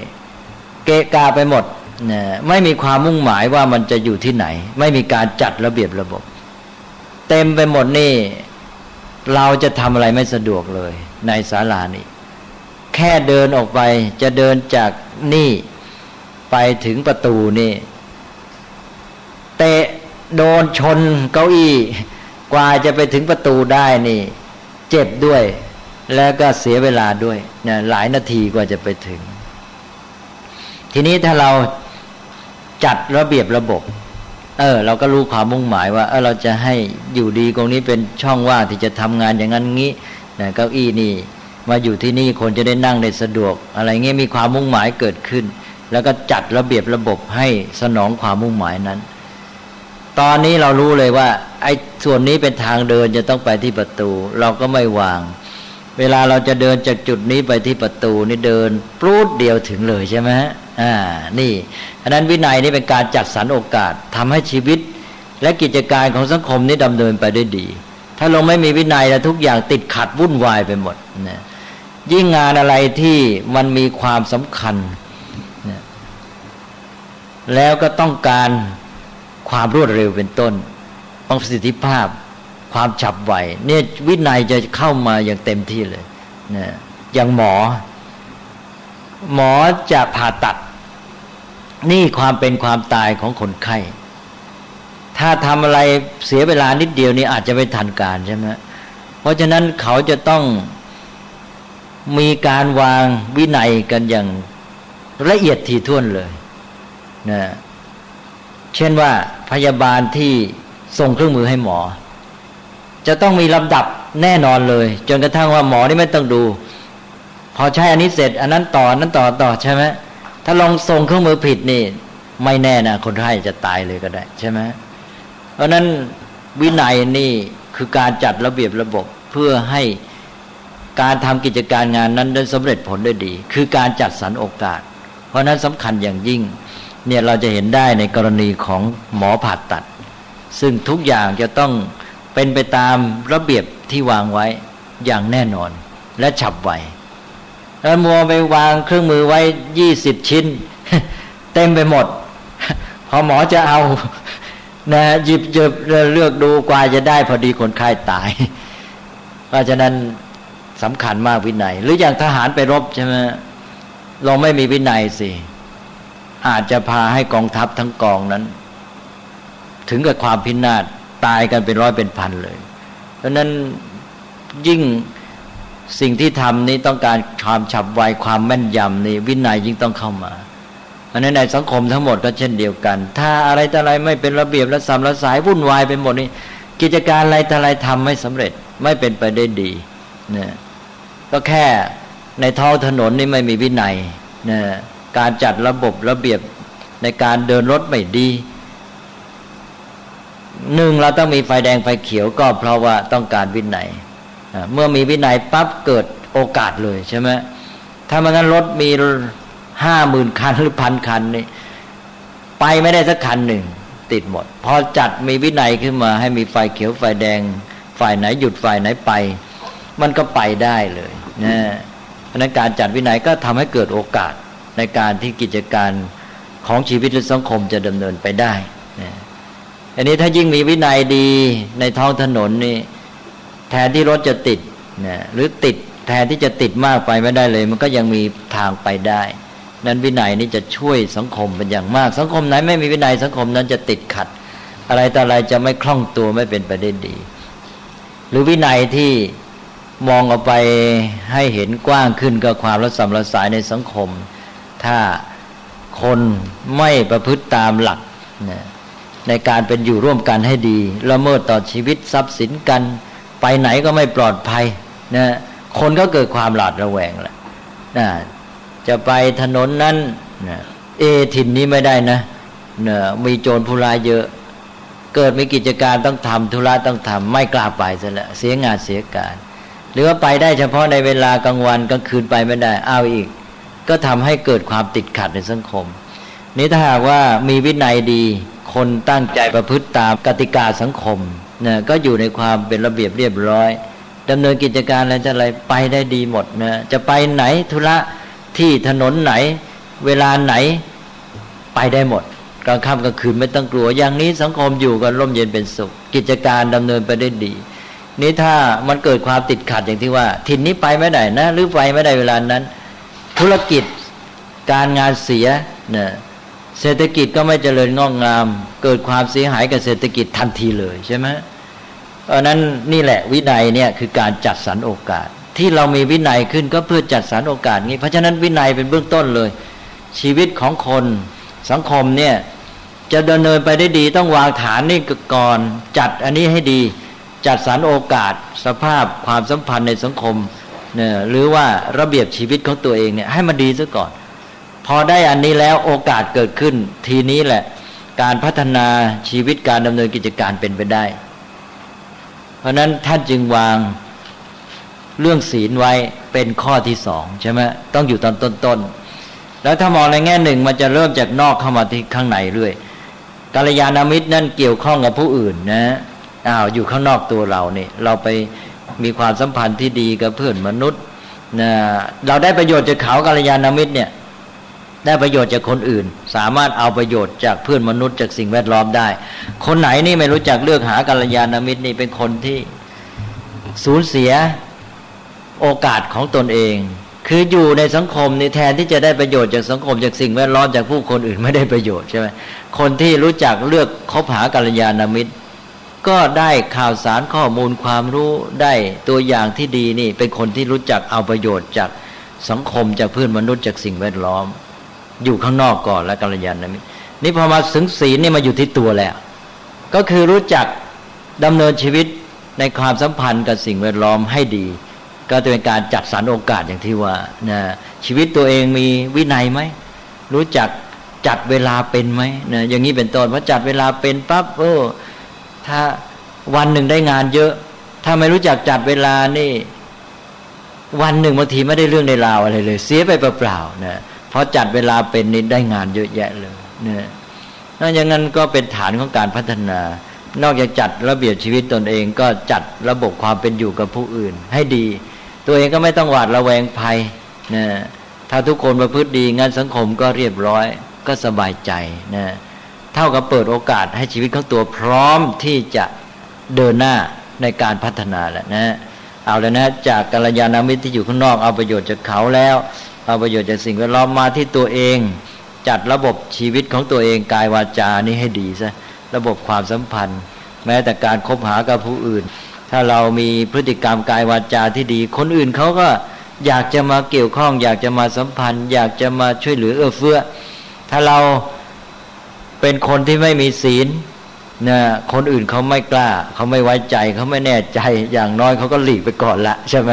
เราก็เลยไม่ได้ประโยชน์เพราะนั้นเอาละครับศีลนี่เข้ามาที่ตัวแล้วนะแต่ยังอยู่ด้านกายวาจายังอยู่เรียกว่าด้านนอกแต่เป็นการเตรียมพื้นฐานการจัดสรรโอกาสชีวิตไว้แล้วเพราะฉะนั้นต้องมีอันนี้เชื่อทั้งชีวิตและสังคมไปได้ดีวินัยจึงเป็นการจัดสรรโอกาสนะอันนี้คนที่เข้าใจความมุ่งหมายของวินัยอย่างนี้แล้วก็จะมีความยินดีมีความพอใจเต็มใจมากขึ้นในการปฏิบัติตามวินัยอย่างน้อยมองเห็นว่าแม้มันไม่ได้อย่างใจก็ยังมองว่านี่เป็นเครื่องฝึกตัวเองนะก็พอมองว่าเป็นเครื่องฝึกก็มีความเต็มใจที่จะทำแล้วตัวเองก็รู้สึกว่าได้ก็มีความสุขแล้วต่อไปวินัยพอเราประพฤติไปจนชินนะเราไม่รู้มีความรู้สึกที่จะต้องฝึกตัวเองเราจะมองแต่เพียงว่ามันเป็นเครื่องหมายรู้ร่วมกันในการอยู่ร่วมสังคมในการที่จะอยู่ร่วมกันมันก็ต้องมีเครื่องหมายรู้ว่าเราจะทำไงกันเมื่อไรเวลาไหนทำกันอย่างไรแล้วสังคมมันจึงจะอยู่ร่วมกันได้ดีฉะนั้นคนที่มีปัญญารู้เข้าใจความมุ่งหมายของวินัยหรือกฎหมายอย่างนี้แล้วสบายกฎหมายนี่ถ้าว่าไปลองตีความกฎข้อกำหนดหมายที่ให้หมายรู้กันก็ไม่ได้มีความหมายเป็นเครื่องบังคับอะไรเป็นข้อกำหนดที่หมายรู้กันว่าเอางี้นะเราอยู่ร่วมกันในสังคมเอางี้นะนี่คือผู้ที่เป็นอารยชนพัฒนาแล้วจะมองกฎหมายหมายถึงกฎหมายที่วางไว้ได้ดีนะอย่าไปเอากฎหมายร้ายนะถ้ากฎหมายเนี่ยตั้งมาด้วยเจตนาไม่ดีไม่บริสุทธิ์ไม่มีปัญญาเราก็ต้องแก้ไขทีนี้กฎหมายที่ดีเนี่ยมันจะเป็นกฎหมายประเภทที่เป็นข้อกำหนดสำหรับหมายรู้ร่วมกันว่าเราอยู่ร่วมกันจะเอายังไงเพื่อจะให้เกิดโอกาสในการมีชีวิตและทำกิจการงานอย่างที่ว่าไปแล้วเพราะนั้นพระอรหันต์ก็ต้องมีวินัยก็ต้องมีกติกาเพราะว่าคนตั้งแต่2 คนขึ้นไปนี่เวลามาอยู่ร่วมกันแล้วถ้าไม่มีกติกาข้อกำหนดแล้วมันจะทำให้กิจการไม่ดำเนินไปได้ดีนะยังอยู่2 คนก็ต้องตกลงกันว่าเราจะมารับประทานอาหารกันเวลาไหนใช่ไหมถ้าเราจะอยู่ด้วยกันนี่ถ้าไม่มีข้อกำหนดไม่มีกติกาวางไว้ก็ยุ่งสิเดี๋ยวคนนั้นมารอคนนี้ยังไม่มาเดี๋ยวไปตามคนโน้นไปไหนกันวันหนึ่งไม่ได้ทำอะไรนั้นตั้งแต่2 คนขึ้นไปแม้แต่เป็นพระอรหันต์ก็ต้องมีกติกาคือต้องมีวินัยก็เพื่อเป็นเครื่องหมายรู้ร่วมกันในการที่ว่าเราอยู่ร่วมกันเราจะทำกิจการกันยังไงเมื่อไรอย่างไรใช่ไหมเพราะนั้นจึงยกตัวอย่างบ่อยๆอย่างพระอรหันต์มาอยู่ร่วมกันปั๊บสมมติว่า10 องค์ก็ต้องมีกติกาในการอยู่ร่วมกันแล้วนะเอานะเรานะ6:15 ออกบิณฑบาตเอาอย่างนี้ใช่ไหมถ้าไม่มีกติกาข้อกำหนดเป็นวินัยไว้ยุ่งเลยนะรอกันอยู่นั่นแหละก็พอตกลงไว้แล้ว6:15 ออกก็ไปกันแหละนะเวลากลับมาแล้วนะพร้อมแล้วมาฉันประมาณ7:00สมมติว่าอย่างนั้นแล้วเสร็จแล้วก็ทำโน่นทำนี่นะเวลาต่างองค์ต่างไปอยู่ในที่ของตัวแล้วนะอยู่กันมากๆเกิดมีเหตุการณ์อะไรขึ้นใช้ตีระฆังนะตีระฆังถ้าตี3 ครั้งหมายความว่าให้มาประชุมกันมีญาติโยมมาหรืออย่างนี้นะมาทำบุญสมมติอย่างนั้นถ้าหากว่า5 ครั้งตีระฆัง5 ครั้งหมายความว่ามีพระภิกษุองค์หนึ่งอาพาธให้มาช่วยกันหน่อยหรืออะไรอย่างนี้นะหรือว่ามีตีอะไร กี่ครั้งหมายถึงว่ามีเหตุร้ายเกิดขึ้นต้องให้มาประชุมกันรีบด่วนเพื่อแก้ปัญหาตีเท่านั้นครั้งหมายความว่ามาทำวัดสวดมนต์อะไรเงี้ยนะฮะเนี่ยกติกาสำหรับเป็นวินัยเนี่ยสำหรับหมายรู้เท่านั้นเองเพื่อจะให้ชีวิตความเป็นอยู่ร่วมกันนั้นมันได้ผลดีใช่ไหมดังนั้นมันจะไม่มีความหมายเป็นการบังคับหรือเป็นการฝืนใจหรือแม้แต่ต้องฝึกเลยนะแต่ถ้าคนที่ยังไม่คุ้นนี่ก็อาจจะต้องฝึกนี่ถ้าคนไม่เข้าใจความมุ่งหมายเลยจะมองไอ้พวกกติกาวินัยกฎหมายเนี่ยเป็นเครื่องบังคับไปเลยใช่ไหมเพราะมันไม่ได้อย่างใจก็นี่ก็เป็นเรื่องของการมองความหมายของวินัย3ขั้น1คนที่ไม่มีปัญญาเอาแต่ใจตนอยู่ด้วยตัณหามองเป็นเครื่องบังคับ2คนที่มีปัญญาเข้าใจความมุ่งหมายแต่ว่ายังพัฒนาตนไม่ได้เต็มที่จิตใจของตนยังอยากจะได้อย่างใจอยู่แต่ว่ารู้เข้าใจว่ามันเป็นประโยชน์เป็นสิ่งที่ควรจะทำก็จะฝึกตนเองมองเป็นเครื่องฝึก3ก็หมายถึงคนที่พัฒนาตนดีแล้วไม่มีอะไรที่จะต้องตามใจตนเองนะเอาแต่ปัญญาเข้าว่าเห็นว่าสิ่งนี้ดีชอบด้วยเหตุผลก็ปฏิบัติก็มองวินัยเป็นเครื่องหมายรู้ว่าเอาอย่างนี้อย่างนี้นะนี่แหละพระอรหันต์ก็จะอยู่ด้วยความเข้าใจแบบที่3มองวินัย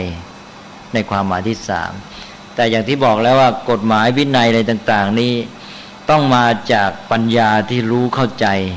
ความจริงเห็นคุณค่าประโยชน์ความมุ่งหมายในการที่ว่าเราจะวางวินัยทำไม2ก็มีเจตนาบริสุทธิ์มุ่งเพื่อประโยชน์ร่วมกันนะเพื่อความดีงามร่วมกันแล้วก็วางไว้ถ้าเป็นกฎหมายวินัยที่วางจากจิตใจไม่บริสุทธิ์เจตนาร้ายเพื่อเอาประโยชน์กับตนเองหรือกลั่นแกล้งผู้อื่นอย่างนี้ใช้ไม่ได้แล้วก็หรือแม้มีเจตนาดีแต่ปัญญาไม่พอไม่รู้เข้าใจความจริงวางผิดวางถูกก็ไม่ได้เพราะฉะนั้นจะต้องระวังเหมือนกันต้องคอยตรวจสอบกฎหมายเหล่านี้หรือกติกาเหล่านี้เพื่อจะให้ได้ผลสมบูรณ์คือเกิดจากปัญญารู้ความจริงแท้ทั่วตลอดและเกิดจากเจตนาที่บริสุทธิ์นะฮะก็ไปอ่านว่านี่เป็นเรื่องของศีลเมื่อเราได้ตั้งอยู่ในวินัยด้วยปัญญาเข้าใจอย่างนี้แล้วอย่างน้อยก็มองเป็นเครื่องฝึกเราก็ฝึกตัวเองให้ปฏิบัติตามเราก็เป็นผู้มีศีลผู้มีศีลถ้าคนในสังคมนี้มีศีลโดยทั่วกันก็วินัยของสังคมก็เป็นไปได้ดีกฎหมายกติกาเป็นไปดีสังคมเรียบร้อยชีวิตของแต่ละคนก็มีโอกาสที่จะพัฒนา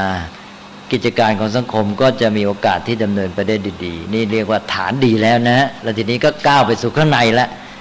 ต่อไปคุณสมบัติข้อที่3นี่จะเข้าในตัวแล้วพระพุทธเจ้าตรัสไว้นี่เป็นลำดับหมดเลยนะเอาละครับวันนี้3 ทุ่มเกือบครึ่งนะเพิ่งได้แค่2 ข้อนะพูดเยินเยอะเรื่อยนะเอาละครับก็ไว้ค่อยต่อข้อ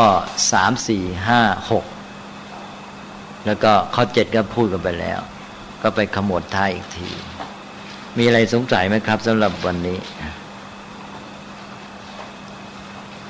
เคยได้ยินมาก่อนไหมเรื่องบุพนิมิตของมรรคนะฮะยังที่จริงก็เขียนออกมาหลายเล่มแหละพยายามเน้นเรื่องนี้มาหลายปีนะในพวกหนังสือที่เกี่ยวกับการศึกษาหรือแม้แต่ทั่วๆไปอย่างแสงเงินแสงทองของชีวิตที่ดีงามรุ่งอรุณของการศึกษาแล้วก็ไปอยู่ในเล่มเกี่ยวกับการศึกษาโดยตรงเพราะว่าถ้าไม่เอาใจใส่เรื่องบุพนิมิตของมรรคหรือรุ่งอรุณของการศึกษาเนี่ยจะทำให้คนเข้าถึงธรรมยากนะอยู่ๆก็ไปเริ่มมรรคเลยก็เราก็บอกแล้วว่ายอมรับว่ามรรคดีจำเป็นแล้วทำไงจะให้คนมาเข้ามรรคเราไม่พูดสักทีนะอยู่ๆจะให้เขามาเข้ามรรคได้ยังไงนะอันนั้นพระพุทธเจ้าท่านพระองค์ไม่ได้ทรงมองข้ามสิ่งเหล่านี้ตรัสไว้แต่ว่าชาวพุทธเองเนี่ยมองข้ามไปเองไม่เอาใจใส่นะหรืออย่างน้อยก็คือไม่ได้ศึกษาธรรมะเป็นระบบจะเป็นเรื่องที่เด็กคุณบอกคือการสอนตั้งแต่เล็กจนโตนะการสอนหยิบธรรมะแต่ละตัวเนี่ยมาให้เด็กเรียนแล้วไม่มีการเอาธรรมะนี่มารวมเข้าไปหมดเป็นระบบ ไม่มีการมองเป็นระบบความสัมพันธ์ของธรรมะซึ่งตั้งอยู่บนฐานของความเป็นจริงในธรรมชาติเพราะนั้นธรรมะเป็นระบบสิเพราะว่าตัวธรรมชาติความเป็นจริงในธรรมชาตินี่มันเป็นระบบความสัมพันธ์ของมันใช่ไหมธรรมะก็เอาความจริงในระบบของธรรมชาตินั้นมาเอามาใช้ประโยชน์เอามาสอนเอามาพูดกันแล้วก็ให้คนปฏิบัติเพื่อจะได้ประโยชน์จากระบบความเป็นจริงในธรรมชาติต้องให้มองเห็นภาพความจริงที่สัมพันธ์กันอย่างนี้ที่เรียนที่ศึกษาส่วนใหญ่ก็จะหยิบมาครูบาอาจารย์บางท่านก็จะหยิบมาแต่ละเรื่องเป็นหัวข้อเป็นหมวดไปนะโดยไม่ได้รู้ว่าหมวดไหนมันมายังไงมันตั้งอยู่ที่ไหนในระบบนี้ใช่ไหมไม่ทราบว่าพระเจ้ามีตรัสถึงเรื่อง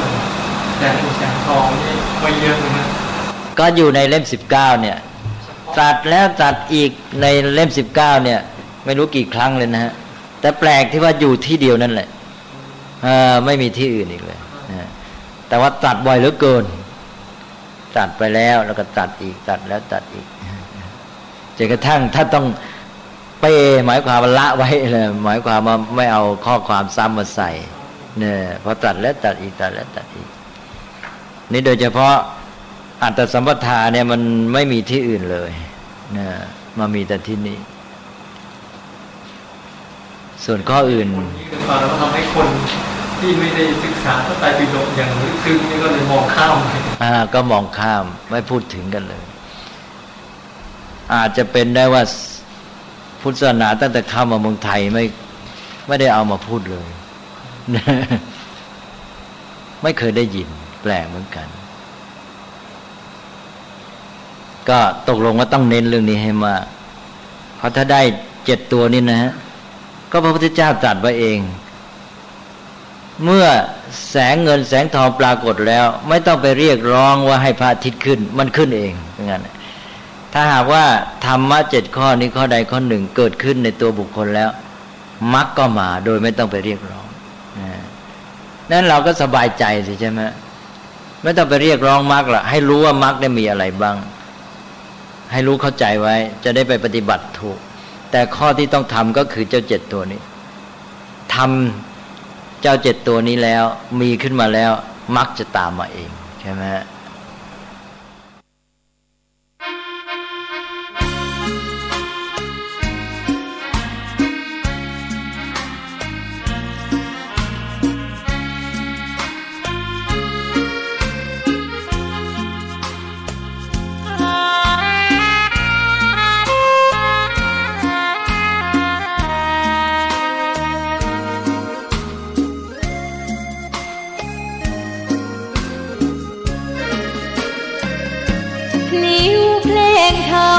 ถูกถ้อยคำเข้าถึงจิตใจฟังรายการวิทยุเสียงใสส่งถึงใจไปสู่ปลายนาสารธรรมน้อมนำมองพระศาสดาบอกผู้คนทั่วลาหันมาเข้าวัดฟังธรรมคลื่นเสียงนี้เป็นคลื่นธรรมะจากใจส่งถึงบ้านไกลบ้านไกลฟังได้สุขใจล้ำยามดึกดื่นค่ำคืนมีงานต้องทำเป็นคลื่นสารธรรมเน้นย้ำธรรมะเพื่อนใจเสียงคลื่นธรรมบอกหลักธรรมให้คลายความเหงาฟังเสียงธรรมะเบาเบาบอกเล่าถึงคนบ้านไกลสื่อธรรมะบอกลดละระหว่างด้วยใจสื่อไปถึงสวงในเข้าใจหลักธรรมหลักดีลิ้วเพลงธรรมถูกสัมพันธ์จิตใจร่าเริงฟังสาระธรรมะบันเทิงรื่นเริงในชีวิตยามวันว่างเดินทางไปเยี่ยมสถานี นัดพบกันน้องพี่วันนี้วันดีวันเสาร์สวดมนต์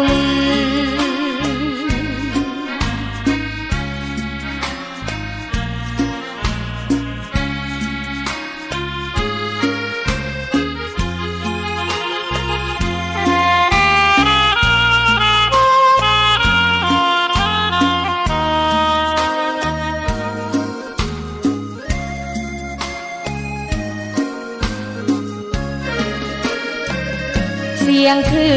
นทำบอกหลักธรรมให้คลายความเหงาฟังเสียงธรรมะเบาเบาบอกเล่าถึงคนบ้านไกลสื่อธรรมะบอกลดละระหว่างด้วยใจ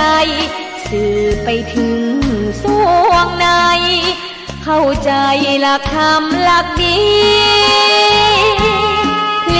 เพลงธรรมผูกสัมพันธ์จิตใจร่าเริงฟังสาระธรรมะบันเทิงรื่นเริงในชีวิตยามวันว่างเดินทางไปเยี่ยมสถานีนัดพบกันน้องพี่วันนี้วันดีวันเสาร์สวดมนต์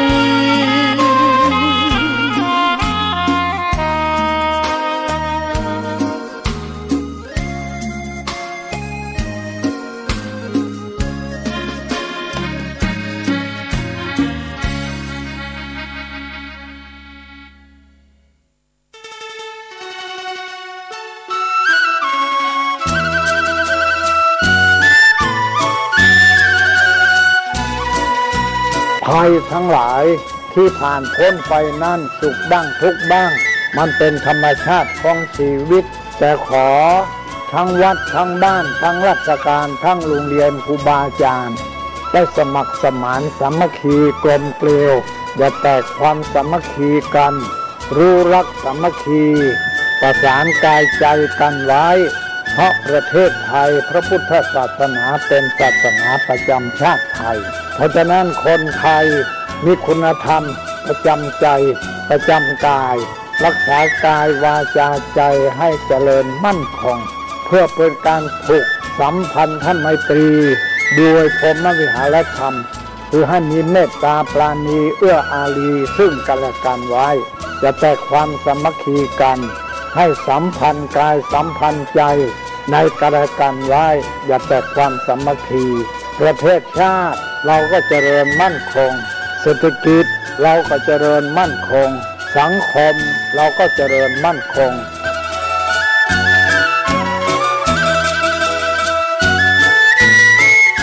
ธรรมะข้อคิดจากพระเดชพระคุณท่านเจ้าคุณพระเทพวิสุทธิคุณด้วยความปรารถนาดีจากสถานีวิทยุพระพุทธศาสนาคลื่นธรรมะเพื่อประชาชน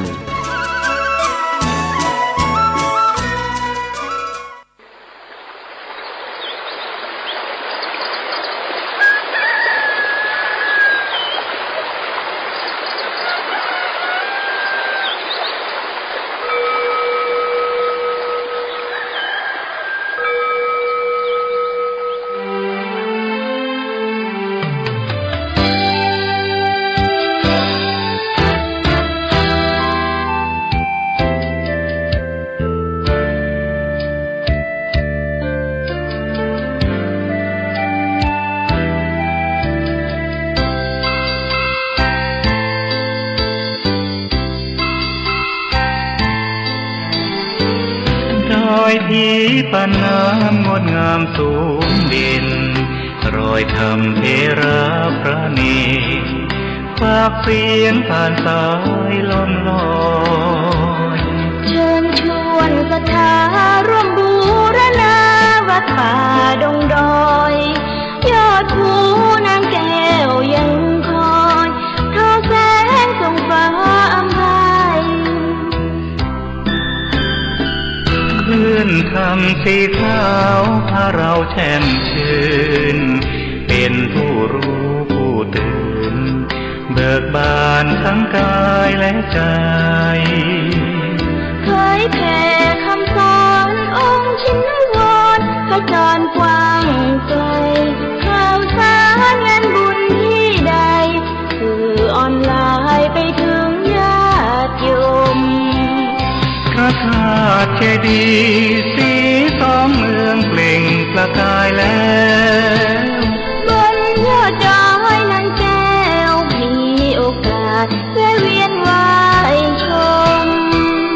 จำลองจากดอยสุเทพดอยทุ่งคู่ธาตุบรม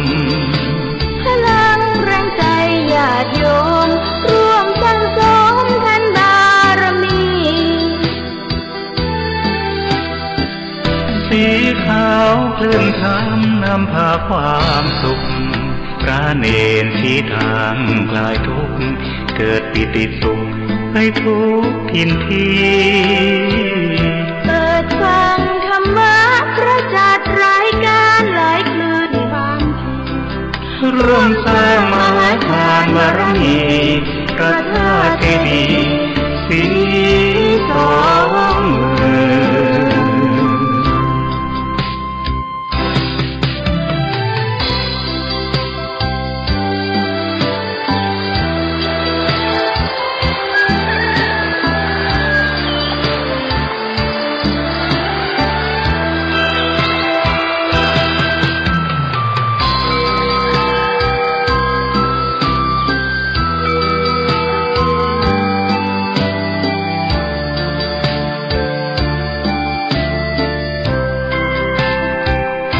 พระธาตุเจดีย์สี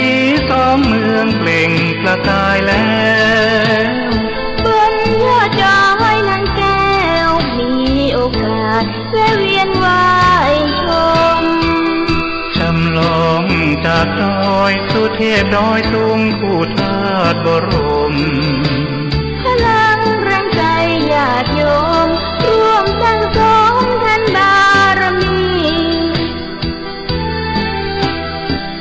สีขาวคลื่นธรรมนำพาความสุขพระเนรชี้ทางคลายทุกข์เกิดปิติสุขไปทุกทินทีเปิดฟังธรรมะพระจัดรายการหลายคลื่นความร่วมสร้างมหาทานบารมีพระธาตุเจดีย์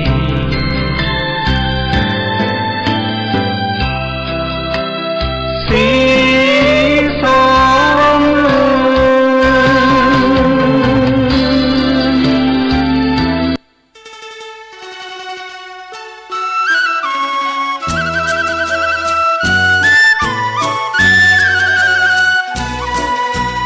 ความเจริญมั่นคงอยู่ที่ความเสียสละอดทนมั่นคงแข็งแรงแสวงหาความรู้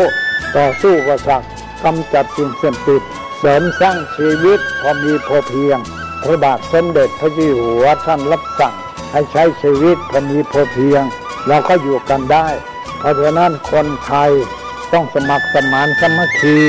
หันหน้าเข้าหากันปรึกษาหากันรักกันฉันพี่น้อง